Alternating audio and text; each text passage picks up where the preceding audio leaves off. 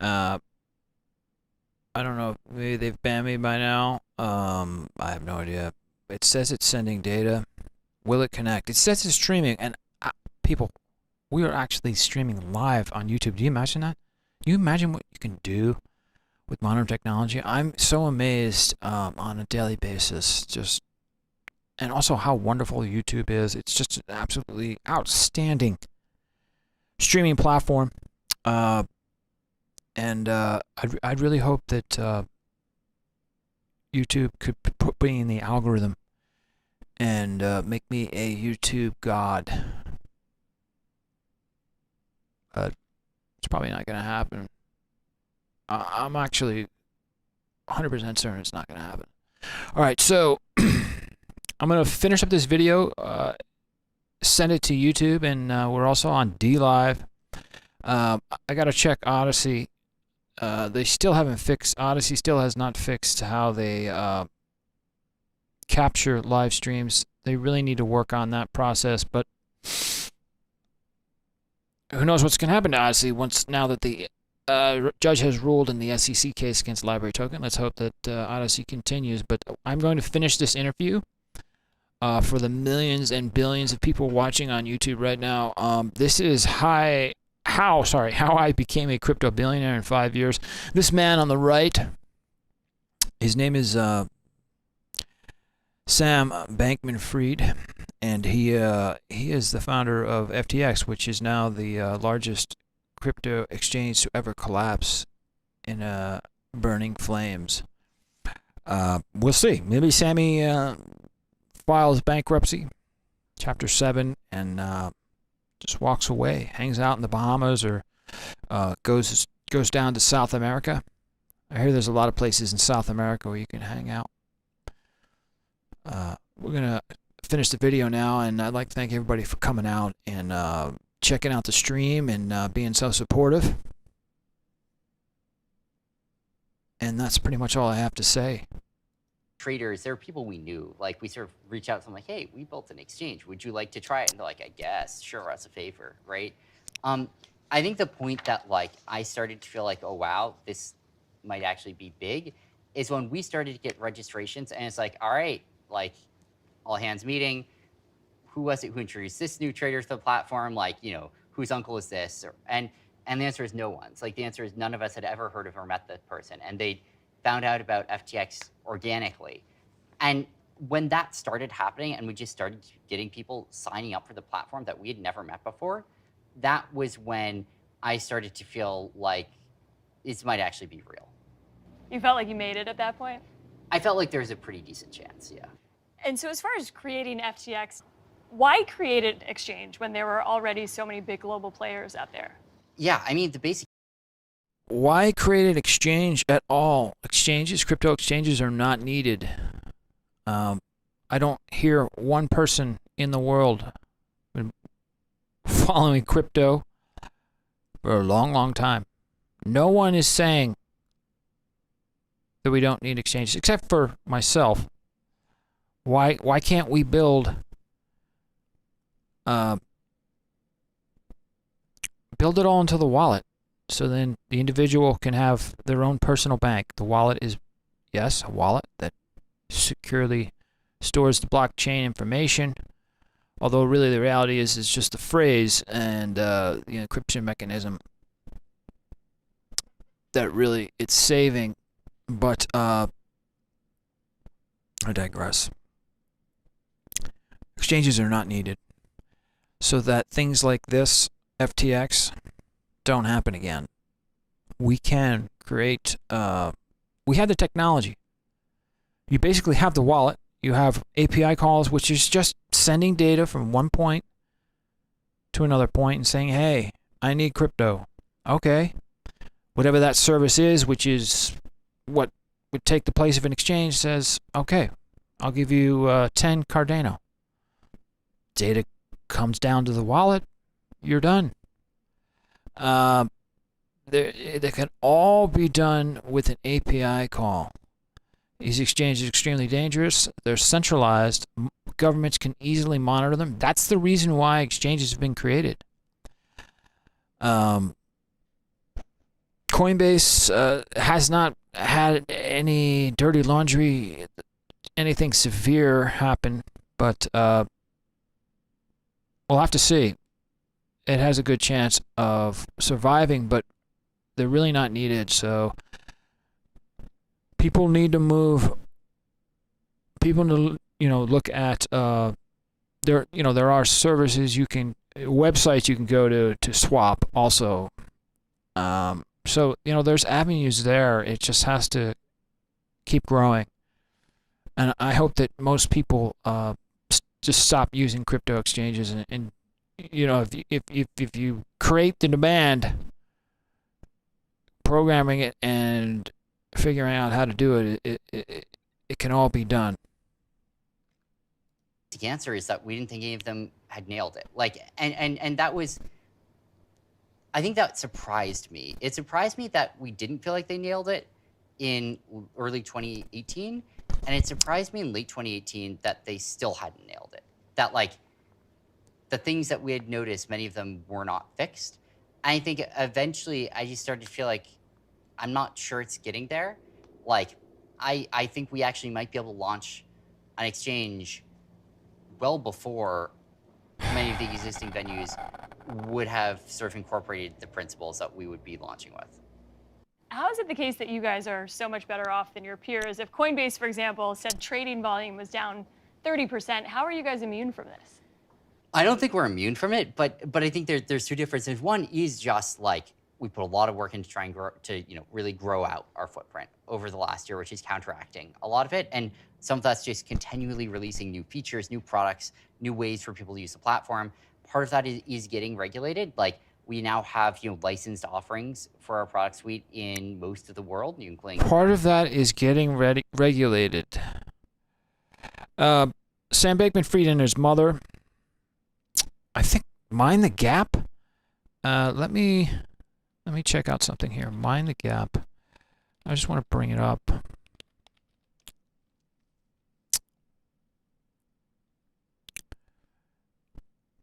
Gap Mind. I've got to do some more research. Something. His mother basically works on transhumanism with the World Economic Forum. Both his mother and father are lawyers out of Stanford. I believe his father maybe still teaches there.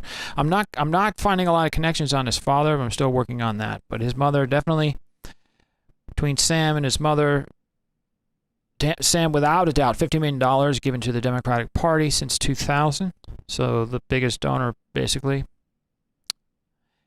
in modern era here. So it's interesting he starts talking about regulation. This is 1 month ago before the now collapse of FTX. So interesting stuff. Japan, European Union, Australia, and others. And then I think part of it is also just we have a less retail heavy platform, and retail tends to be more market sentiment dependent. Who is your average customer, if not retail? Most of our volume comes from customers trading at least $100,000 per day of volume. And so these are high volume, highly engaged users. And it's sort of everything from like someone in the crypto ecosystem to a small quant trading firm, a family office, to day traders, to larger quant trading firms, to institutions.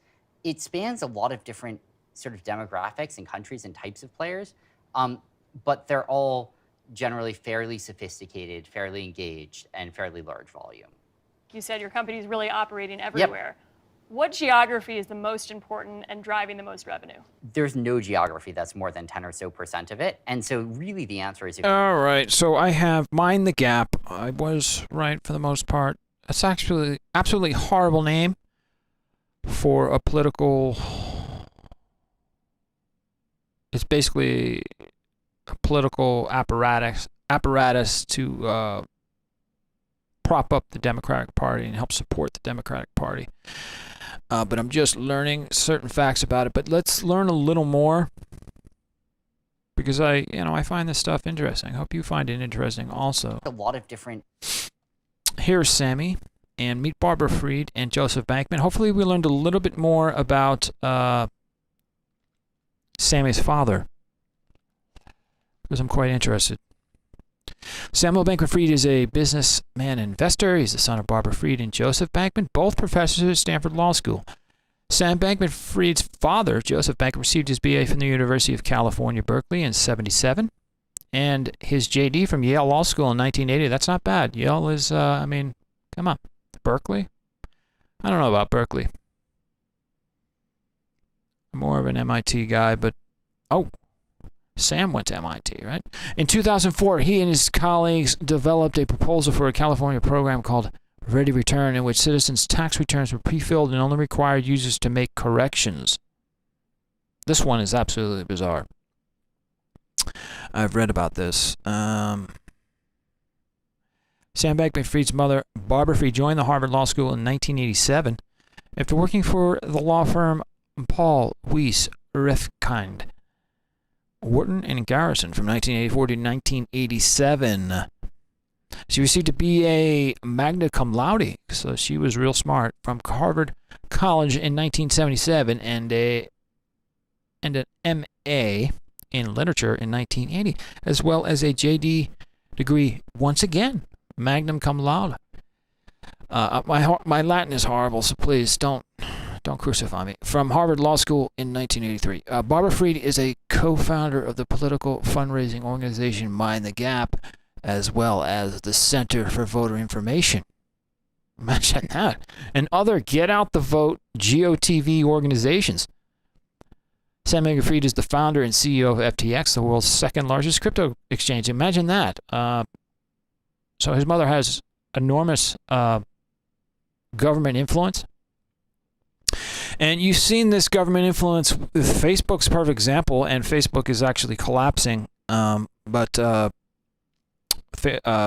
Zuckerberg now laying off 11,000 people. But Zuckerberg's dumped absolute millions of dollars into the 2020 election to, get out the vote. A lot of mail-in, the whole mail-in ballot situation, the whole entire election process in the United States has changed in so many states. Obviously, it's done on a state-per-state basis, but all you need to do is just take a look at the states that are doing mail-in ballots. I'm not saying there's election fraud, but do your own research, because I don't want anyone to sue me. I don't want to be banned. I don't want to be canceled, but mail-in ballots are not secure, and they need to be getting rid of. You can have a small amount of absentee ballots. I can understand that, and most states have that. Just a limited amount of absentees that are possible. That's fine. That's manageable. But when you do mail-in ballots, and you literally have people that go to buildings and hand ballots out, and then they pick them up, and then they deliver them to be counted, and they're literally persuading people how to vote. There's already been documented evidence of that. Really, people have been programmed to vote for a certain party. I'm not going to say the party, but people are being programmed. They're being programmed to act a certain way, to vote a certain way. Whole system has to be fixed.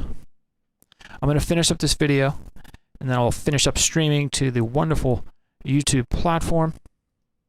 I'd like to thank everybody for coming out. It's greatly appreciated. And we will finish with this fine-looking man, Sammy, and how he became a crypto billionaire in 5 years. By basically stealing that money, and will there be any ramifications for Sammy and anyone connected to him? I'm not sure. I don't know at this point. I believe that everyone should kind of wake up a little bit, maybe have a couple extra espressos, and maybe get involved in this. You may not be involved in crypto. You may think it's a scam because you're programmed to think that it's a scam, but it's not a scam. Yeah, so we're gonna finish with this video. You just take the world GDP weighted, except for the United States, Iran, and North Korea, and I guess like a few other restricted jurisdictions. That's a pretty decent proxy for it. Like If you want to know, what fraction of our volume comes from Japan, right? I don't know, like 6% would be a reasonable place to start as a guess. I think that's roughly its fraction of world GDP. FTX in general has just seen explosive growth. I've seen Yep. some estimates that say $1 billion in revenue last year. Yep. Where's most of the revenue coming from, and how Yep. much of that was some of the acquisitions you did? Those numbers are reasonable. They're the right ballpark. Best guess, we may see a similar ballpark this year. Obviously, it depends on what happens over the latter half of this year. We've generally seen sort of market share growth between last year and this year counteract the market decline. And where did that growth come from? I've got some YouTube spam. I can't believe it. Wow, I didn't know it was so popular. SnoozeTube. I got SnoozeTube spam. Thought everybody was sleeping. It's 5:24 in the AM. I've got some old spamola in the chat, so let me figure that out. It's, the first thing to say is our core economics, and I'm sort of glossing over a lot of details here, but this is like correct for 80-ish% of the revenue, which is that it's people trading on our order books with an average fee rate of about 2 basis points, roughly. And this is very different than what you get if you look at the economics of a more consumer-facing platform. It's way lower fee, higher volume. We have $10, $15 billion of daily trading volume on the platform. Still at this point? Yeah, and it's right. Obviously, it's different on different days. On weekends, it'll be a bit less. But what that means is most of our revenue is coming from high volume users. It's not to say it's all HFT firms, because it's not. It's a wide variety of market participants, but most of the volume and revenue are coming from the market participants, which for one reason or another are trading significant size. And we've been working on building out our consumer product, especially with the recent stocks push and other things. And as for the acquisitions, the core way that we think about acquisitions depends on the acquisition. And I wouldn't say there are any which have today transformed the business, but there are a lot that have played a really important role in helping to build out parts of it. And there are some that may transform the business going forward, right? Like, I think one of the biggest things, obviously, that we've been working on is getting FTX US derivatives up and running in the United States. And, optimistic that we will be able to get there. You've been referred to as crypto's white knight in some instances, really coming in with these bailout and rescue packages. I mean, it's getting ridiculous at this point. I just the connections are too great and too vast. This is FTX is an entity that was advertising on the Super Bowl.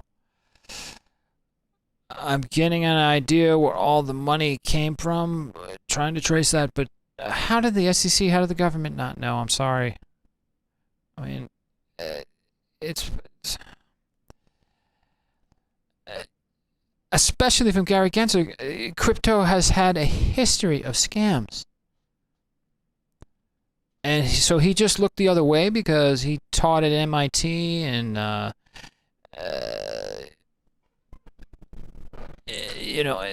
the whole Sam Bankman-Fried, his ex-girlfriend, everybody, all at MIT. Her father was Gary Gensler's boss. And it's really hard. It's really hard for me to. How did Gary not know? It's very easy to investigate a company. And there was an FTX on U.S. soil, so we're supposed to expect, believe the argument that FTX U.S. wasn't doing anything shady, but FTX in the Bahamas was. And can't you make the connection to that? And the U.S. government has unprecedented resources. The NSA spies on the entire goddamn world with the Echelon system, with the UK, Australia. If they want to go after a company, if they want to go after any kind of entity, company, individual, they can find any information they want. Gary, I've been listening to him for a long time. That's all he talks about. He wants to protect investors. And here it was right under his nose. He literally had meetings with Sam Bankman-Fried's FTX. So how can the SEC move forward with regulation after this? Is Gary going to be able to do that? And will nobody make this connection? You had the pandemic. Sorry. With Fauci. Sorry. And you have a similar thing here. You know, they're not going to hold Fauci accountable. Maybe you can never say never, right? Which doesn't make sense, but I just highly doubt that Fauci will ever have anything done to him. He's retiring by the end of the year. He knows it's time to get out. He's like 84 years old or whatever. He's just going to exit stage left. I mean, he doesn't want to stick around. But politicians aren't going to do anything anyway. I don't understand why the American people don't demand something be done. I think that is the biggest issue. It's people's apathy. And now you have this situation with FTX, Gary Gensler, the SEC. How are they supposed to regulate crypto when nobody's held accountable for anything? Why take that approach? We only had a few days to make some of these decisions. What we basically came to believe was the following. The first was that, if possible, it would be extremely valuable to the ecosystem to backstop some of these places. First of all, it's just backstopping customers and making sure they're protected. But second of all, stopping contagion from spreading through the ecosystem, right? Stopping it from being the case that anyone who transitively did business with any chain of people who did business with one of the troubled assets themselves became troubled. And then the secondary goal was maybe there are good trades to do. Maybe there's an investment or acquisition that can be done at, terms that we'd be excited about, given the sort of need for capital right now. But that was usually not the standard we're able to hold ourselves to.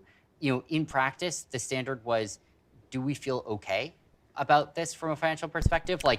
Also, I think I made a mistake about Sammy Boy's mother.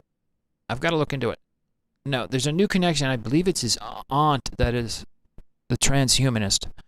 So I have to look into that, and I sincerely apologize to Sam Bankman-Friedman and his family, to his aunt and to his mother, for the misinformation regarding that. But I will have a future stream because this is absolutely fascinating to me, how far the technical tentacles go, and the story behind it. It's you can't even make it up. Does this look at least mediocre? Like not a huge loss in expectation, maybe a gain in expectation, hopefully, maybe not, was sort of the bar that something had to cross in order for us to feel comfortable, intervening there. And often we just weren't sure. Like, you look at a lot of these cases, they had 4 days before they're going to file bankruptcy.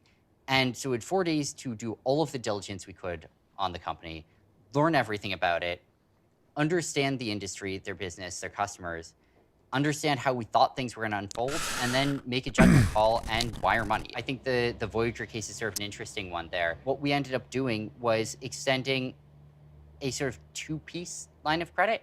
And the first was $70 million. And that $70 million was money they could just draw on immediately, no strings attached. And we knew we might lose that. Then there's a larger line of credit, which would eventually have potentially plugged our best guess at the time as to what the complete hole was, but which had conditions on it. If there's just an immediate run on the bank here and the business is just going belly up and there's nothing we can do to actually save this, we don't want to just keep ignoring through it. We very well may lose that 70 million. I don't know if we're seeing it again. And so be it. We understood that risk going in. Do you still have enough cash if you needed to do another bailout?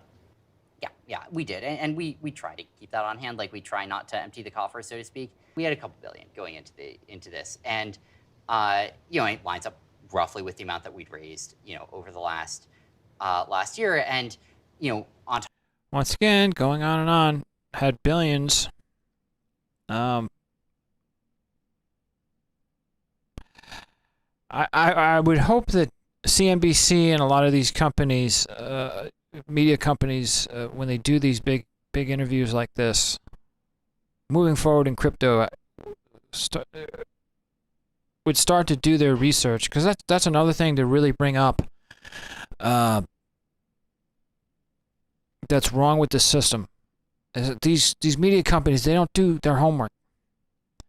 If you're going to be interviewing a crypto startup company that comes out of nowhere and market its,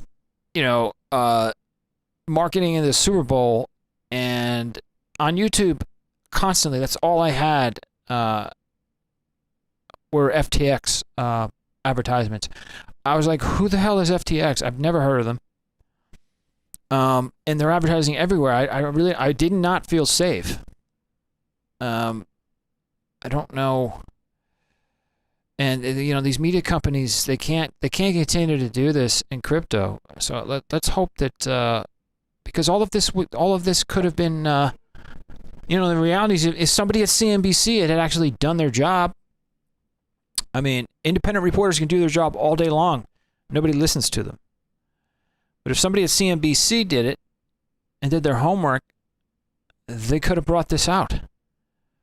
And many people are figuring that out now. I hope. On top of that, we had been profitable. So billion-ish to deploy? Yeah, and again, you get to definitional issues here of how much do we really feel comfortable deploying? Saying that there's another ballpark billion, that is sort of, completely unencumbered, certainly will get you within a factor of two, certainly, if the right answer. You said FTX has a responsibility to seriously consider stepping into the time to save companies. Why did you have that sense of responsibility? It's not going to be good for anyone long term if we have real pain, if we have real blowouts, and it's not fair to customers, and it's not going to be good for regulation. It's not going to be good for anything, and so. From a longer term perspective, it's just that was what was important for the ecosystem, is what was important for customers, and it was what was important for people to be able to operate in the ecosystem without being terrified that unknown unknowns were going to blow them up somehow. I want to talk about the future of FTX and stock trading for a second. So you have about a 7.6% stake in Robinhood. There are reports that FTX has been looking at eventually acquiring Robinhood. Why do that when FTX is also launching stock trading? So our default path here is, we'll just build everything out, right? And we're going to try and grow our business, as much as we can. I do think there are potential synergies between us and a bunch of other companies. And I think specifically, when you look at companies that have, done, frankly, an amazing job at building out a brand and way better than we have. And, have built out that real presence of mind in in the West, in consumers, and have done a great job of building a consumer experience, have built up that confidence. I think that, there are ways, I think, to work collaboratively with companies that could be really mutually beneficial and really complementary. And that can span a lot of different ways of interacting, right? Like we acquired Blockfolio, for example, and, we've partnered with BlockFi and others. There are other cases where there are white label agreements. There are cases where there's ways that we can help service each other. In general, we're excited to have conversations with companies that we think there might be collaborative benefits in working with. And we can think about 100 companies that sort of would potentially fit that in. Now, certainly our partnerships team has been a little bit overworked working through a lot of those, but we don't have any active acquisition talks with most of these. Long-term vision for FTX, say 5-10 years down the road, where do you see this company? One piece of this is being a global platform where people can access liquidity in a sophisticated, powerful way. One piece of this is being fully licensed. And we think we are already by far the most licensed crypto venue and maybe the most licensed exchange overall, depending on how you count globally. We are licensed in dozens of jurisdictions separately. And have spent a huge amount of effort on building that out, but there is more to go, especially in the West.